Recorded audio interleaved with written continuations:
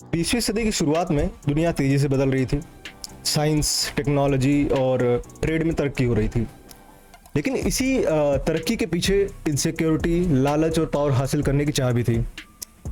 28 जून 1914 को ऑस्ट्रिया के Prince Franz Ferdinand का असैसिनेशन हुआ और ये इंसिडेंट एक चिंगारी बन गई जिसने पहले से ही तनाव से भरे यूरोप को जलाकर रख दिया। लेकिन क्या सचमुच सिर्फ एक हत्या ही इतना बड़ा युद्ध शुरू करने के लिए काफ़ी थी? असल में इसके पीछे कई जटिल कारण थे, जैसे मिलिट्री कंपटीशन। उस समय यूरोप की बड़ी बड़ी ताकतें अपनी सेनाओं को मजबूत कर रही थी, हथियारों की रेस थी और लोग सोचते थे कि ताकत और सेना से ही सुरक्षा मिलेगी। सीक्रेट अलायंसेस, कई देश आपस में सीक्रेटली या ऑफिशियली तौर पर मेल जो रखे हुए थे, जिससे अगर एक देश पर हमला होता है तो दूसरे देश को भी इसमें आना पड़ सकता था। इससे छोटी घटना भी बड़े टकराव में बदल सकती थी। फिर इंपीरियलिज्म, शक्तिशाली देश दूर दूर तक अपनी सत्ता बढ़ा रहे थे, नए नए इलाके जीतने या उनसे व्यापार करने की लालसा थी। इस होड़ से देशों के बीच टकराव बढ़ रहा था। और फिर था मेन रीजन, इंटेंस नेशनलिज्म। हर जगह लोगों में अपने अपने देश या जाति के प्रति बहुत तेज लगाव था। अब बात करते हैं कि ऐसा क्या रीजन था कि ऑस्ट्रिया के प्रिंस फ्रांस फर्डिनेंड का असैसिनेशन किया गया। 28 जून 1914 को ऑस्ट्रो हंगेरियन थ्रोन के उत्तराधिकारी प्रिंस फ्रांस फर्डिनेंड और उनकी पत्नी सोफी को सराजेवो में सुबह के लगभग 11 बजे बोस्नियन सर्ब नेशनलिस्ट गैब्रिलो प्रिंसिप ने असैसिनेट किया। इस एक घटना के बाद यूरोप में पहले से बने हुए गठबंधनों और आपसी तनावों की वजह से हालात तेजी से बिगड़ते चले गए। देश एक एक कर युद्ध में शामिल होते गए और यही घटनाएं आगे चलकर एक वैश्विक युद्ध में बदल गई। पहले ब्रीफली आप ऑस्ट्रो हंगेरियन एम्पायर के बारे में जान लीजिए, फिर मेन वीडियो की ओर चलते हैं। ऑस्ट्रिया और हंगेरी भले ही आज दो अलग देश हैं, लेकिन पहले ये एक ही एम्पायर के कंट्रोल में होता था। 1867 से 1918 तक। 1830 और 1840 के डिकेड्स में यूरोप में नेशनलिज्म और इंडिपेंडेंस मूवमेंट चल रहा था और उस समय हंगेरी ऑस्ट्रियन एम्पायर के कंट्रोल में था। लेकिन हंगेरी के लोग खुद को एक अलग देश मानते थे और इसलिए 1848 में हंगेरी ने इंडिपेंडेंस की कोशिश की, लेकिन उसमें सक्सेस नहीं मिली। फिर 1867 में एक समझौता हुआ जिसको ऑस्ट्रो हंगेरियन कॉम्प्रोमाइज़ के नाम से जाना जाता है, जिसमें ऑस्ट्रिया और हंगेरी दो बराबर के भाग बन गए। मतलब एम्परर एक, लेकिन गवर्नमेंट्स अलग अलग। दोनों के पास अपनी अपनी संसद होगी और अपने लॉज होंगे, अपने इंटरनल पॉलिसीज होंगी, लेकिन फॉरेन पॉलिसी, सेना और फाइनेंशियल मामलों में एक साथ थे और इस सिस्टम को डुअल मोनार्की कहा जाता था। बट प्रॉब्लम ये थी कि दोनों कंट्रीज के लैंग्वेजेस और अलग अलग एथनिसिटी के लोग, जैसे स्लैव, हंगेरियन, जर्मन, चेक और भी लोग, और सबके अपने अपने डिमांड्स थे, इसलिए यूनिटी कभी नहीं बन पाई। और इन्हीं सब के चलते और फिर जब 1914 को फ्रांस फर्डिनेंड का असैसिनेशन हुआ तो, और साथ ही साथ वर्ल्ड वॉर में इंटरनल पॉलिटिक्स के चलते ये एम्पायर टूट गया और ऑस्ट्रिया, हंगेरी, चेकोस्लोवाकिया, यूगोस्लाविया जैसे नए कंट्रीज बने। अब बात करते हैं कि असैसिनेशन के पीछे के क्या रीजंस थे। तो 1908 में ऑस्ट्रिया हंगेरी ने फॉर्मली बोस्निया और हर्जेगोविना को अपने एम्पायर में मिला लिया। हर्जेगोविना बोस्निया के अंदर ही एक रीजन है। ये इलाके पहले से ही ऑस्ट्रो हंगेरियन के कब्जे में थे, लेकिन सर्बिया इन्हें कल्चरली और हिस्टोरिकली रूप से अपना हिस्सा मानता था। इस कब्जे ने दक्षिण स्लावो जैसे कि सर्ब क्रोएट्स में नेशनलिस्ट सेंटिमेंट्स को और भड़काया और हैब्सबर्ग शासन के प्रति नफरत को बढ़ा दिया। कई सर्ब नेशनलिस्ट का मानना था कि बोस्निया जो है ग्रेटर सर्बिया का हिस्सा होना चाहिए और ऑस्ट्रिया हंगरी द्वारा इसे अपने अधीन लेना उनके राष्ट्रीय सपनों पर सीधा हमला था। खुद ऑस्ट्रिया हंगेरी साम्राज्य में भी कई एथनिसिटीज थी, जैसे चेक, स्लोवाक, क्रोएट्स, सर्ब, जैसा कि भी मैंने अभी बताया था, जो अक्सर जर्मन और हंगेरियन बोलने वाले शासकों के मुकाबले खुद को नेग्लेक्टेड फील करती थी। इस वजह से साम्राज्य के अंदर भी बहुत सी जातीय और राष्ट्रवादी तनाव की स्थितियां थी। आर्च ड्यूक यानी प्रिंस फ्रांस फर्डिनेंड की हत्या की जो साजिश रची गई थी, उसके पीछे सीक्रेट सर्ब नेशनलिस्ट ऑर्गेनाइजेशन का हाथ था, जिसे ब्लैक हैंड यानी यूनिफिकेशन और डेथ कहा जाता था। इस संगठन का मकसद था दक्षिण स्लाव लोगों को एकजुट करना और ऑस्ट्रो हंगेरियन एम्पायर का विरोध करना। इस साजिश में कुछ युवा बोस्नियाई सर्ब शामिल थे, जैसे गैब्रिलो प्रिंसिप, नेडेल्स्को चाब्रिनोविच, इन्हें असैसिनेशन की प्लानिंग के लिए हायर किया गया, ट्रेनिंग दी गई और हथियार दिए गए।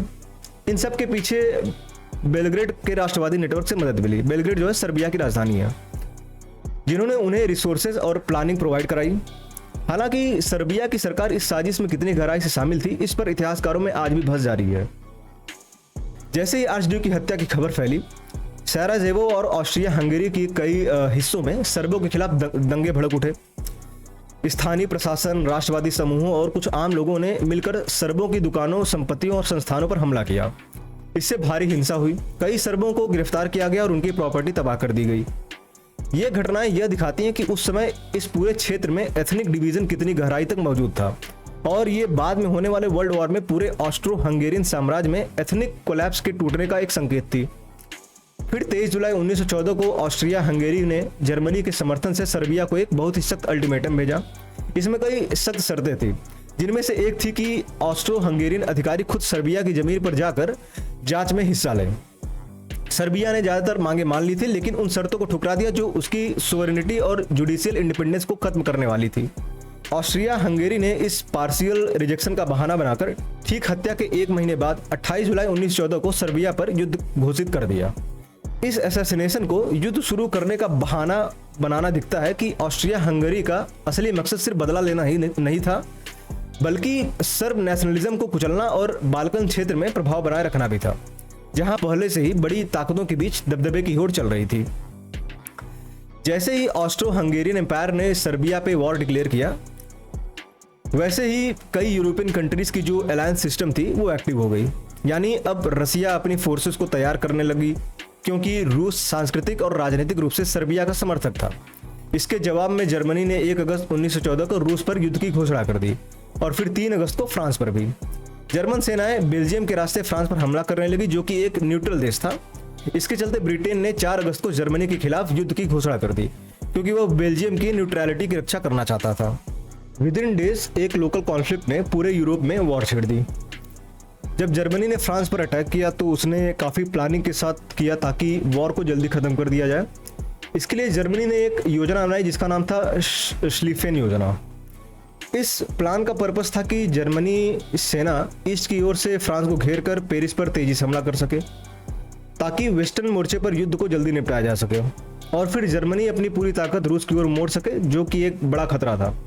फ्रांस के जनरल जॉफ्रे ने अपनी शुरुआती योजना यानी प्लान 17 को छोड़ दिया, क्योंकि वो काम नहीं कर रही थी।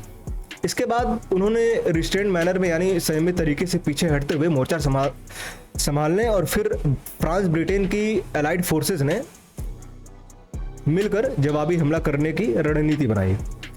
6 सितंबर को अलाइड फोर्सेस यानी फ्रांस और ब्रिटेन की एक्सपीडिशनरी फोर्सेस ने फिर से एकजुट होकर मोर्चे पर तालमेल के साथ तैनात हो गई। 9 सितंबर तक फ्रांस की 6th बटालियन, जिसका लीडरशिप जनरल मनोरी कर रहे थे, और ब्रिटिश सेनाओं ने मिलकर जर्मन की पहली और दूसरी सेनाओं के बीच बने खाली स्थान का भरपूर फायदा उठाया। इससे पहले 4 सितंबर को जर्मन जनरल क्लक ने पेरिस के ईस्ट में अपनी रणनीति बदली और अपनी सेना को एक चौड़े घेरे यानी वाइड स्वीप से मोड़कर पूर्व की ओर सीमित कर दिया, जिससे उसका एक किनारा खुला रह गया, यानी हमला झेलने के लिए खुला। 8 से 9 सितंबर की रात फ्रांसीसी और ब्रिटिश सेनाओं ने एकदम मौके पर हमला किया और ठीक जर्मनों के बीच की कमजोर जगह पर धावा बोला। इससे जर्मन सेनाओं को हैरान परेशान होकर पीछे हटने का आदेश देना पड़ा। 10 सितंबर से जर्मन सेनाएं जनरल रिट्रीट करने लगी और 12 सितंबर तक वे पीछे हटकर एस्ने रिवर के उत्तर तक पहुंच गई। फर्स्ट मार्ने वॉर में मिली जीत ने जर्मनी के तेज आक्रमण को नाकाम कर दिया। इस जीत ने जर्मनों की जल्दी जीत की योजना को पूरी तरह असंभव बना दिया और इसी के साथ वेस्टर्न मोर्चे पर ट्रेंच वॉरफेयर की शुरुआत हुई, जो अगले 3 सालों तक लगातार चलता रहा। अब एक और वर्ल्ड वॉर का मेजर इंसिडेंट जो था गैलीपोली कैंपेन 1915 में हुआ। गैलीपोली अभियान की योजना इसलिए बनाई गई थी ताकि डार्डनेल्स स्ट्रेट को खोला जा सके, कॉन्स्टेंटिनोपल जो आज का इस्तांबुल है उस पर कब्जा किया जा सके और ऑटोमन एम्पायर को युद्ध से बाहर किया जा सके। ऐसा करने से पश्चिमी मोर्चे पर दबाव कम होता और रूस की समुद्री मार्ग सुरक्षित हो जाती। विंस्टन चर्चिल और ब्रिटिश वॉर प्लानर्स को विश्वास था कि समुद्री जहाज़ों द्वारा रास्ता खोलने और फिर एक लिमिटेड ज़मीनी हमले से ये टारगेट जल्दी हासिल किए जा सकते हैं, जिससे वॉर जल्दी खत्म हो सकता है। फिर फरवरी से मार्च 1915 के बीच एलाइड पावर्स के बैटल शिप्स ने डार्डेनल्स को पार करने की कोशिश की।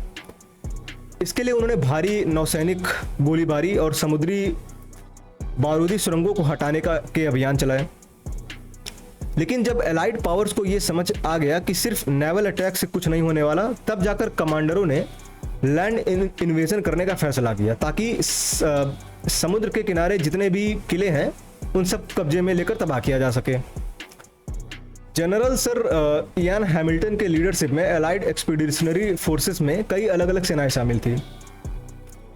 ब्रिटिश इन्फेंट्री जो सोल्जर्स थे, यानी कि 29th डिवीज़न और रॉयल नेवल डिवीज़न, ऑस्ट्रेलिया और न्यूजीलैंड की सेनाएं जिनको मिलाकर एनजैक कहा जाता है।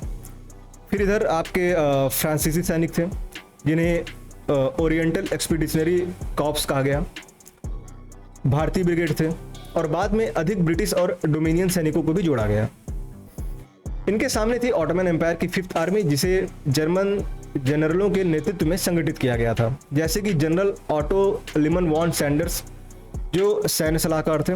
इस सेना में कई अनुभवी ऑटोमन अधिकारी थे, जिनमें एक नाम था मुस्तफ़ा कमाल अतातुर्क, जिन्होंने स्थानीय बचाव की रणनीति और लीडरशिप में बेहद अहम भूमिका निभाई। 8 महीने चले इस संघर्ष में भारी जानमाल की हानि हुई। एलाइड फोर्सेस कोई बड़ा टारगेट नहीं हासिल कर सकी और आखिरकार उन्हें पीछे हटना पड़ा। नतीजा ये रहा कि ये कैंपेन एलाइड फोर्सेस की एक बड़ी नाकामी साबित हुई, लेकिन मुस्तफ़ा कमाल एक राष्ट्रीय नायक के रूप में उभरे और आगे चलकर मॉडर्न टर्की के संस्थापक बने। फिर इसके बाद 21 फरवरी से 18 दिसंबर 1916 तक वॉर ऑफ वर्दों, जिसमें जर्मनी का मकसद था फ्रांस को लगातार युद्ध में उलझाकर थका देना।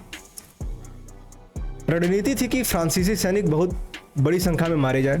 फिर 1 जुलाई से 18 नवंबर 1916 तक बैटल ऑफ सॉम, जिसका पर्पस था जर्मनी का ध्यान वर्दों से हटाना और वेस्टर्न मोर्चे पर दबाव बनाना।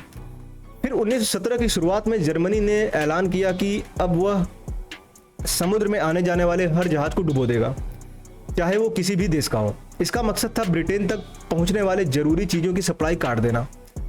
जर्मन सबमरीन्स ने अमेरिकी ट्रेड जहाज़ों को भी निशाना बनाना शुरू कर दिया। फरवरी 1917 में जर्मनी सबमरीन ने हाउसेटोनिक नाम के अमेरिकी जहाज को डुबो दिया। ये अमेरिका के सहन शक्ति की सीमा पार कर गया। राष्ट्रपति वुडरो विल्सन ने तुरंत जर्मनी से रिश्ते तोड़ दिए और अमेरिकी जहाज़ों को हथियार देने का आदेश दिया। और फिर जनवरी से मार्च 1917 में जर्मनी ने सीक्रेटली मैक्सिको को मिलिट्री अलायंस प्रपोज किया और कहा कि अगर मैक्सिको जर्मनी के साथ वॉर में उतरेगा तो जर्मनी मैक्सिको को यूएस के जो स्टेट्स हैं न्यू मैक्सिको, टेक्सास और एरिजोना, उसको वापस पाने में हेल्प करेगा। और सारी बातें जर्मनी ने मैक्सिको को एक टेलीग्राम के थ्रू भेजा, जिसको जिमरमैन टेलीग्राम स्कैंडल कहा जाता है। और इन्हीं 2 रीजन्स, यानी अमेरिकन शिप्स पर अटैक और जिमरमैन टेलीग्राम स्कैंडल की वजह से अमेरिकन प्रेसिडेंट वुडरो विल्सन ने 2 अप्रैल 1917 को कांग्रेस से कहा कि अब डेमोक्रेसी की रक्षा के लिए वॉर जरूरी है। 6 अप्रैल को अमेरिका ने जर्मनी के खिलाफ युद्ध की घोषणा कर दी। फिर नवंबर 1917 में लेनिन की लीडरशिप वाली बोल्शेविक ने शांति की मांग की, क्योंकि बोल्शेविक रिवॉल्यूशन की वजह से रसिया में ऑलरेडी सिविल वॉर जैसे हालात थे। फिर 3 मार्च 1918 को ब्रेस्ट लिथोवोस्क ट्रीटी हुई, जिसमें रसिया को फिनलैंड, यूक्रेन, पोलैंड, बेलारूस और बाल्टिक देशों का बड़ा हिस्सा छोड़ना पड़ा। रूस की आबादी, कोयला और उद्योग का बहुत बड़ा हिस्सा चला गया। लेनिन ने संधि इसलिए मानी ताकि देश में बोल्शेविक सरकार को बचाया जा सके। और फिर रसिया के वॉर से बाहर होने के बाद जर्मनी ने अपने लगभग 10 लाख सैनिक पश्चिमी फ्रंट यानी फ्रांस भेज दिए। इससे 1918 में जर्मनी ने बड़े हमले शुरू किए, लेकिन थकान, सप्लाई की कमी और अमेरिका की एंट्री के कारण वे सफल नहीं हुए। नवंबर 1918 में जर्मनी ने हार मान ली और ये जो संधि हुई थी रसिया के साथ, उसे रद्द कर दी गई। ये संधि रूस में बहुत अलोकप्रिय रही और इससे गृह युद्ध और गहरा हो गया। फिर फाइनली 1918 के अंत तक जर्मनी के सभी साथी देश यानी बुल्गारिया 29 सितंबर को, ऑटोमन एम्पायर ने 30 अक्टूबर को, ऑस्ट्रिया हंगेरी ने 3 नवंबर को एक एक करके युद्ध से बाहर हो गए और जर्मनी अकेला पड़ गया। देश के अंदर लोग भूख से परेशान थे, सैनिकों में विद्रोह हो गया और नौसेना में बगावत हुई। 9 नवंबर को एम्परर केसर विल्हेम ने गद्दी छोड़ दी और जर्मनी एक गणराज्य बन गया, यानी रिपब्लिक बन गया। और उसके बाद 11 नवंबर 1918 को हालात बिगड़ते देख जर्मनी ने युद्ध रोकने की गुजारिश की। फ्रांस के एक रेलवे डिब्बे में समझौते पर हस्ताक्षर हुए, जिससे लड़ाई खत्म हो गई। इस दिन को कहते हैं 11th hour of the 11th day of the 11th month। शर्तें सख्त थी, जर्मनी को हथियार छोड़ने पड़े, कब्जा किए इलाके खाली करने पड़े और कुछ क्षेत्रों में अलाइड फोर्सेस तैनात हो गई। फिर 28 जून 1919 को हुआ ट्रीटी ऑफ वर्सो। इसमें जर्मनी को युद्ध का जिम्मेदार ठहराया गया, भारी जुर्माना लगाया गया, सेना घटाई गई और जमीन छीनी गई, जैसे एल्सेस लोरेन के जो एरियाज थे। इससे जर्मन जनता अपमानित महसूस करने लगी और इसी ने स्टैब इन द बैक की धारणा को जन्म दिया, यानी पीठ में छुरा घोंपने की धारणा, जिसमें कई जर्मन लोगों को लगा कि असल में सेना ने युद्ध नहीं हारा, बल्कि नेताओं और नागरिकों ने देश से गद्दारी की और इसी ने भविष्य में नाजी विचारधारा को जन्म दिया। इस अपमानजनक समझौते और आर्थिक दबाव ने जर्मनी में गुस्सा और असंतोष पैदा किया, जिससे हिटलर और उसकी पार्टी को उभरने का मौका मिला। यह सब आगे जाकर सेकेंड वर्ल्ड वॉर का कारण बना। एक छोटा सा इंसिडेंट, एक लोकल इंसिडेंट जिसके कारण वर्ल्ड वॉर 1 हुआ, और इस इंसिडेंट ने कैसे और भी देशों को इंक्लूड किया, कैसे इस वॉर में सभी देश शिकारियों की तरह कूद पड़े और सिटीजन्स जिनको हर बार इन रिटार्डेड पॉलिटिशियंस के चक्कर में मरना पड़ता है, और क्रिएट कर दिया वर्ल्ड वॉर 1।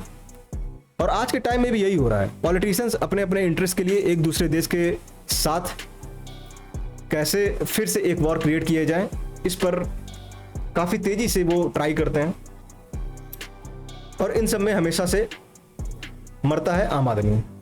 जैसा कि आप रिसेंट केसेस देख ही रहे हैं, ईरान इजराइल वॉर, फिर अमेरिका ने भी ईरान पर अटैक किया। इस वीडियो पर हम विस्तार से चर्चा करेंगे, लेकिन ऐसा कह सकते हैं कि आप इन पॉलिटिशियन के चक्कर में ही हर बार कोई ना कोई वॉर होते ही हैं। तो आज के लिए इतना ही मित्रों, मिलते हैं अगली बार फिर से किसी नए इंटरेस्टिंग वीडियो में।